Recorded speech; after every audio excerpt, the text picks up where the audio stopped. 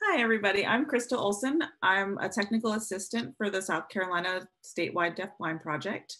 I've been with the project for about 6 years. My background is in visual impairment, so I'm actually a teacher of the visually impaired, but have learned quite a bit from the deaf and hard of hearing world. And so I get to apply that to my everyday job, which is pretty exciting. So today I'm going to talk about calendar systems, and I will tell you that this is one of my favorite topics. So I could do a whole day on calendar systems. So please know that this is a snapshot of what a calendar system can do and how to navigate one. But we'll get started so that you guys can get as much information as we can. We'll skip that one. So basically, we're going to talk about the purpose and the types of calendar systems, the assessments that we would need to use to create a calendar system and figure out the materials that we're using, and how this can be used to assist in communication, transition, behavior management, curriculum support, depending on the needs of the child. So I'm going to start with just kind of the what, where, when, how, why, but we're going to start with the why, because I think for all students, it's really important to know the why to everything that we do. So the first reason that we look at calendar systems is to help a child understand their expectations throughout the day. And one of the reasons this is important, especially in the world of dual sensory loss, is that our kids often have things happen around them or happen to them, but they don't have much control over what's going on throughout their day.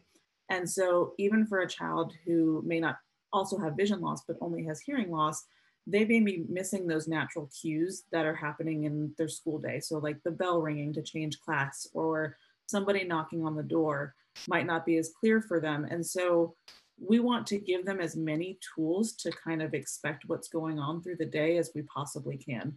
So we may pair this calendar system with some time tools or different vocabulary that will help kind of let them feel like they have some, well, not even let them feel like, let them have some control over their day.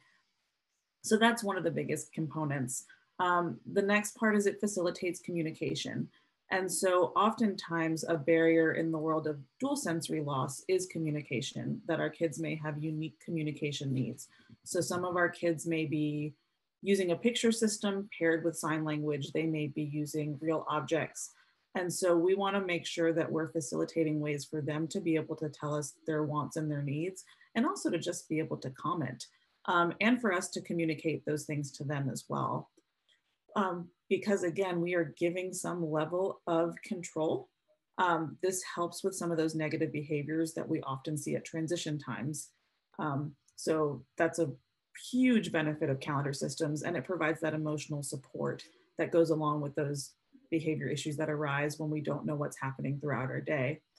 It's a way to increase our literacy. And so no matter what format we are using for our calendar system, this is always vocabulary building. And I tell this to teachers often because, and we'll get into this, when we look at this carefully, it may look like it could be time consuming. And what we always say is this could just be a natural part of your day where you're also increasing reading skills and the ability for a child to take in some kind of symbolic information. So, you know, when we think of literacy, a lot of the times, traditionally, we think of reading and writing, but literacy for some kids can be knowing what an object is, or being able to hand you a diaper when they need to be changed. And of course, that might be something more intensive for a child with more unique needs, of course, but we're still building those skills. And so for a child that may be a print reader, we can incorporate that into the calendar system. This teaches time and positional concepts. And so we always encourage people to stick with the standard kind of calendar model in that we would go left to right and up to down. So top to bottom for the literacy skill and for time concepts. It also teaches that now, next, that what's happening in the future.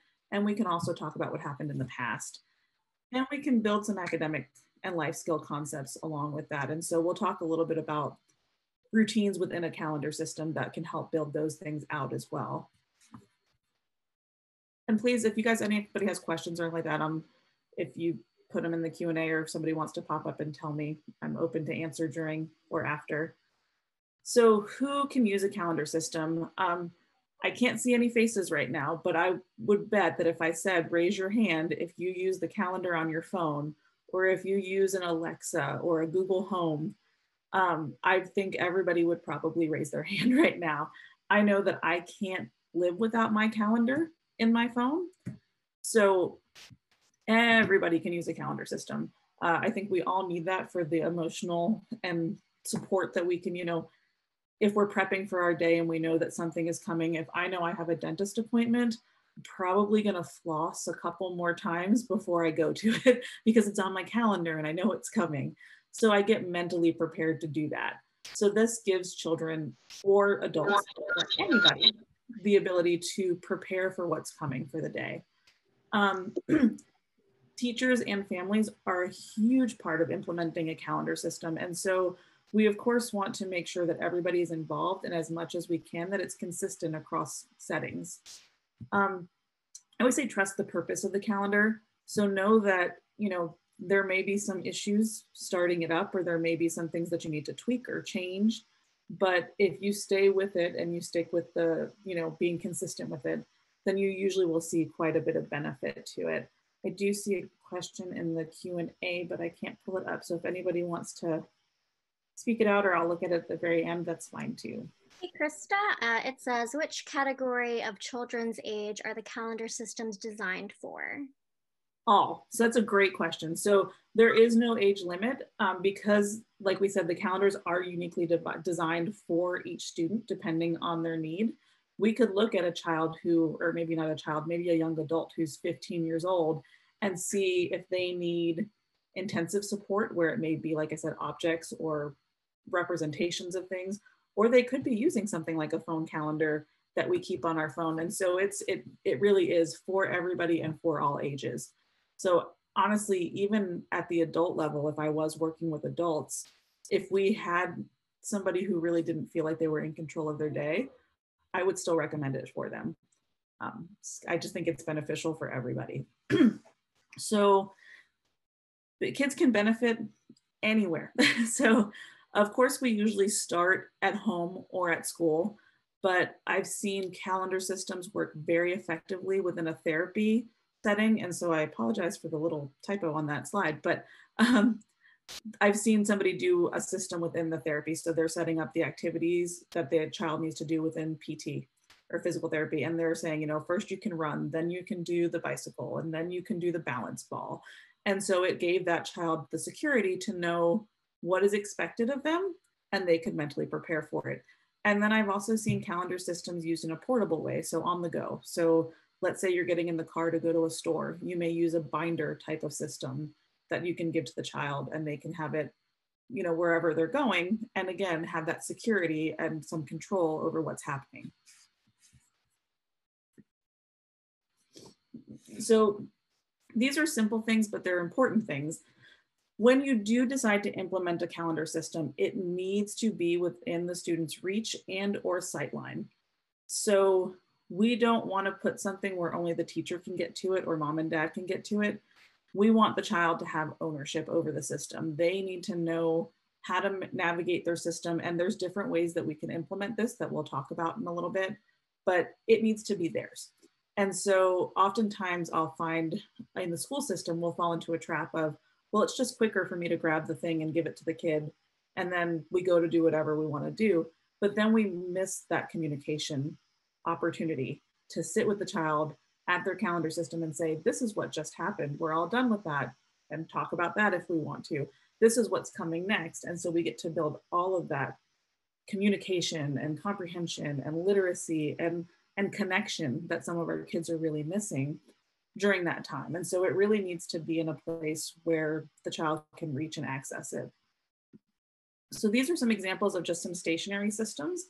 This is a student's older system. They've changed since then, but this is a box. And so this was an example of a daily calendar where the child may reach into the first box, find out what the activities that they're doing. This is real objects here. When they finish that activity, they're going to put it in a separate finished basket that indicates that this activity has a beginning and an end, and they know what to expect.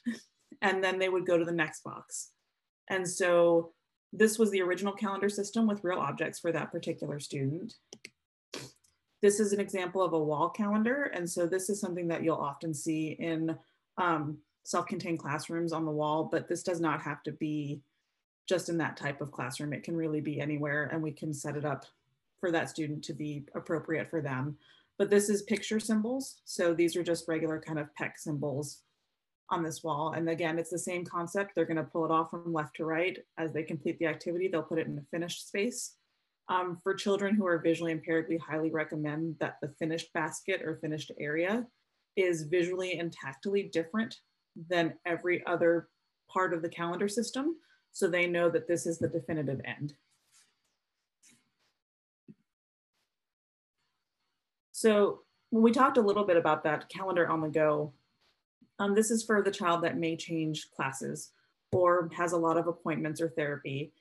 Or again, like if you guys are going shopping and you have to run a bunch of errands, you may have some symbols for each of the places that you're going. And so some examples of mobile systems would be something like this. So this is something that the child might bring into the lunchroom or might have choice time for. So do you want a snack or listen to music? Or this could be first you eat your cereal, then maybe that tape is the same color as their cup. Then you drink, then we can listen to some music, and then we put our things away, our silverware away. So this would be like a routine within the calendar system that could be taken with them to the cafeteria. So again, we still have control and expectations over what's going on in our day. Here's a binder, kind of like what I talked about earlier. So this one is set up as you can see, there's a day that says Wednesday and there's Velcro strips in there, but there's also a printed option so they could even take things off and put them onto the day. So again, completely designed for the child's needs. This is if we wanted to just use technology. So what we all have, little outdated, looks like a Palm Pilot, but not much different than what we would have in our cell phones at this point. So again, we can kind of range the gamut of options. So when do we use our calendar systems? We're going to use them at the very beginning of the day. And that even though we may have a child who's only ready for one activity at a time, we may preview the day with them at the start of the day. So, oh, look, it's Monday. And remember, Mondays are the days that we go to PE, and then we have a snack or whatever it is that they do, but you may go through every one of those activities and just set them up for success for the day. You're going to go back to it at every transition. And this is where I think teachers get a little nervous because it is something that seems like it will take time. I'll tell you from experience, when I first started teaching my internship, I had 11 students. We were in a self-contained classroom. I had 4 students who were deaf-blind and 7 who were totally blind. And every single one of them had an individualized calendar system. It was just part of our curriculum. It was a natural part of the day, and it was also a really nice way to connect with my kids throughout the day. We're always going to use the calendar system if we're starting a new activity. So whether that be a new activity within the day or a brand new novel activity for the child, we're going to go back to it at the end of the activity. We may reference it within the activity. And so I did have an example, but the picture didn't load, of a child that needed to pack up his backpack. So on his calendar, his daily calendar, it would say backpack, but then he had another chart, like a routine within that, that showed what he needed to put in his backpack. But that also gave him independence because somebody wasn't standing on top of him and saying, all right, now your lunchbox. Okay, now your notebook. He got to look at his little chart and he could see, okay, I need to put these 4 things in and I can check them off as I go. And now I'm finished and I've done it all by myself. We're going to do the same thing at the end of the day. So we're going to review the day. I may have said this last time I was talking for beginnings, but we often look at things when we give choices or when we work on communication as a yes or no, or a request or a rejection. So when we look at going over a calendar system at the end of the day, this is really an opportunity for commenting. This is a time that you can go, well, what was your favorite thing that we did today? Look at all the things that we did. Look at all these things in the finish basket.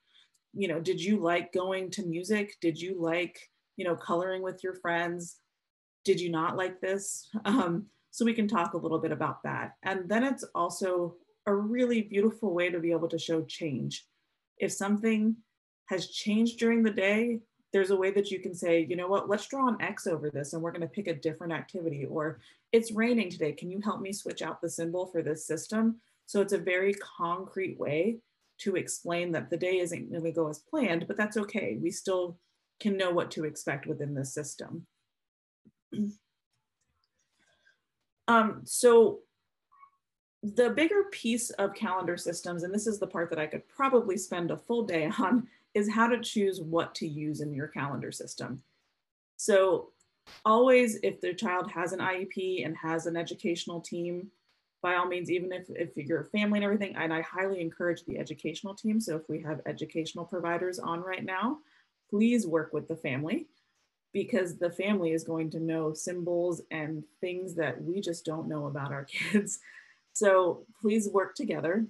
That'll help develop the system and choose items.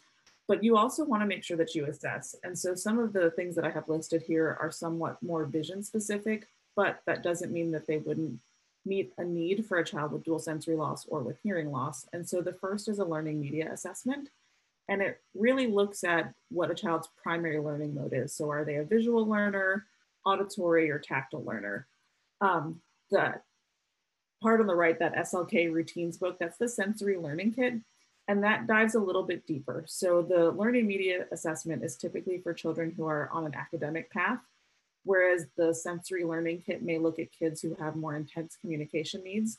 So we may look beyond those 3 media senses. So we may look at things like movement, taste, smell, whatever might get the child more active within their day. So you can see some examples of different kinds of calendar systems here. This one that we see here is an object calendar system. And so we have a ball, which I'm going to guess is PE. There's a real book for story time, a full spoon for meal time. I'm going to guess that the toilet paper roll is for bathroom time. And I'm thinking that's what the print on it says. It's very tiny. But so things that they will actually engage with in their environment. This next one is more of an object symbol as opposed to full objects. And so if you'll see, there's like a teeny little maraca for music. There looks like to be a switch cover for computer, a half of a small ball for recess, a little paintbrush, or a half of one for art. So these are a little bit more symbolic, but still pretty concrete. And again, the team will know if this is something that the child needs.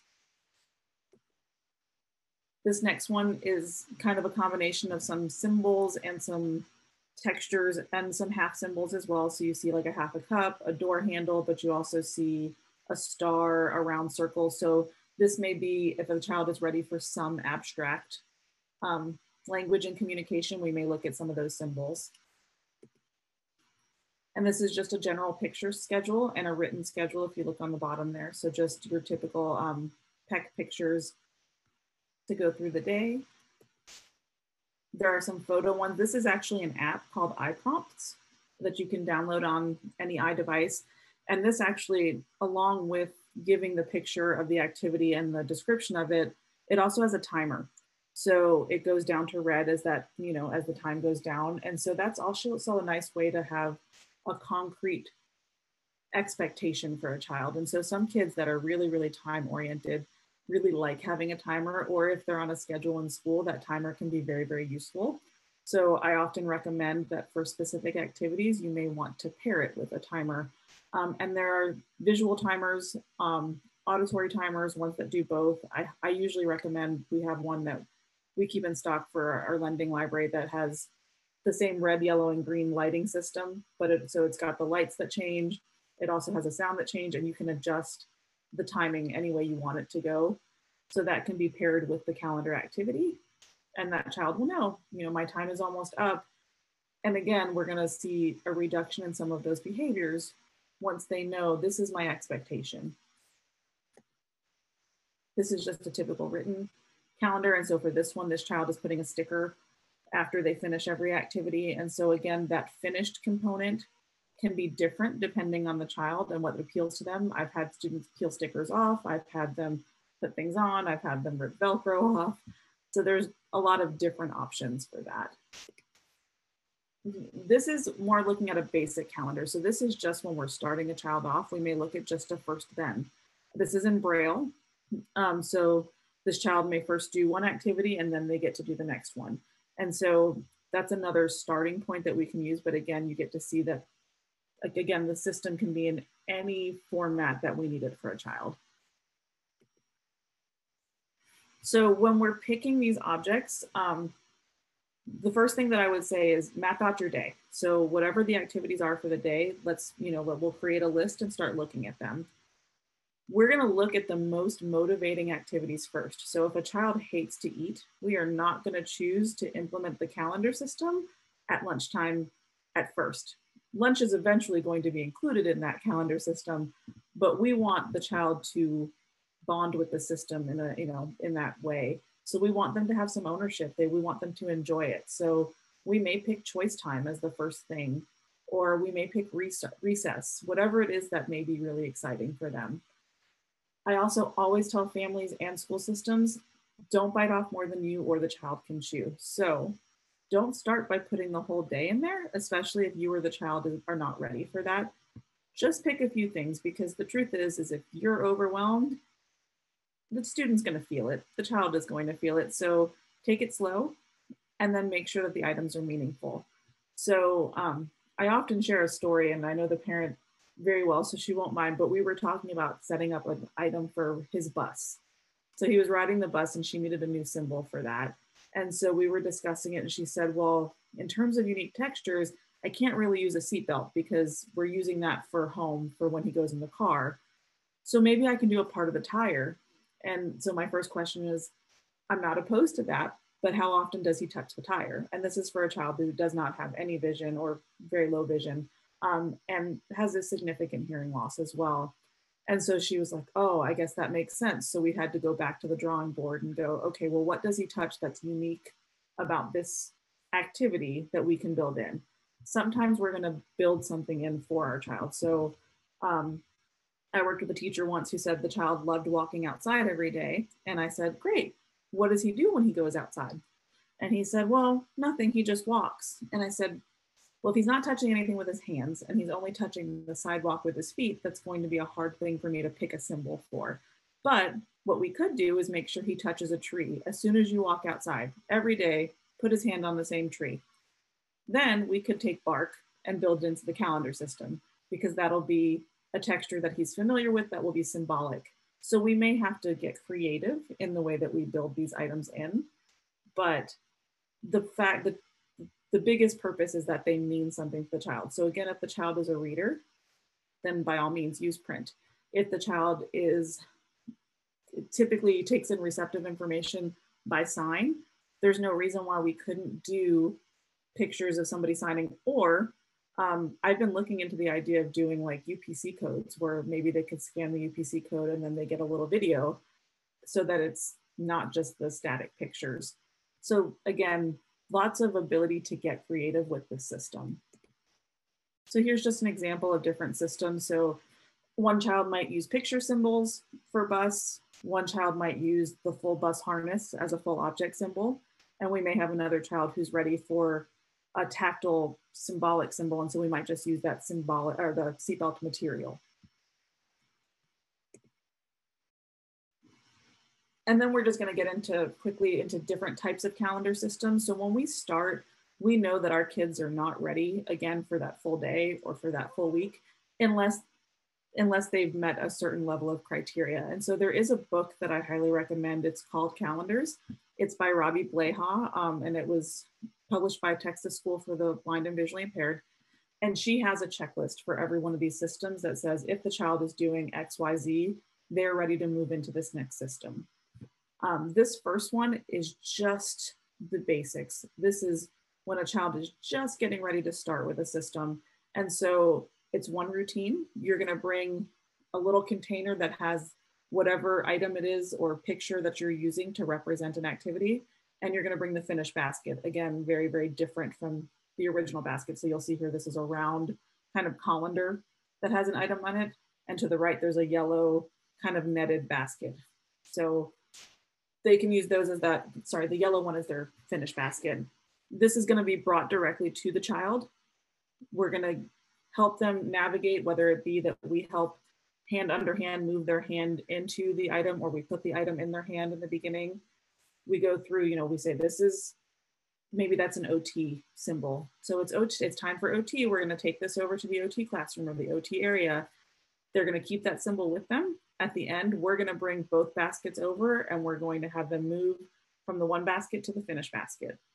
So very, very simple. Again, we're going to work left to right. So we're going to usually put the item or the activity on the left and the finished basket on the right. The next step up, so if the child can attend in the environment for about 2 minutes and they've met a couple other criterion, we're going to move into a daily calendar. So this is going to be multiple routines throughout the day. So we may have different object cues for events. So you can see this is a tactile one in the picture. So there's kind of a tactile string delineating each of the activities. And then there's a finished basket up on the top right. It's a little white basket. This also is going to help kind of understand time and distance. And so we can say, you know, in the beginning of the day, they may have morning circle. And so we can say, oh, morning circle is here, but we have 3 more events before we get to recess, your favorite time. And I always tell people the best thing with the calendar system, you know, a kid has really, really picked up the concept of what the calendar system is when they start throwing their items away or putting them in their finished basket before they ever do it, because it's a very clear sign that they're telling you, I understand what this is and I don't want to do it. So as frustrating as that might be for a teacher or for a family member, it also is a really good clue that that child has connected. Our next step would be a weekly calendar.